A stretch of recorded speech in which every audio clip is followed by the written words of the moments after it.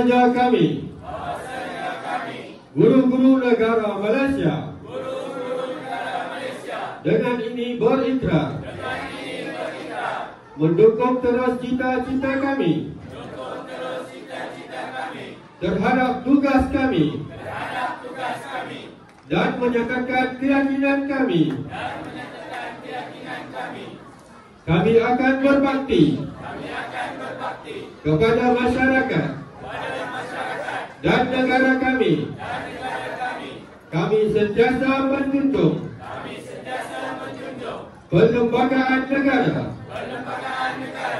Kami mengamalkan prinsip-prinsip rukun negara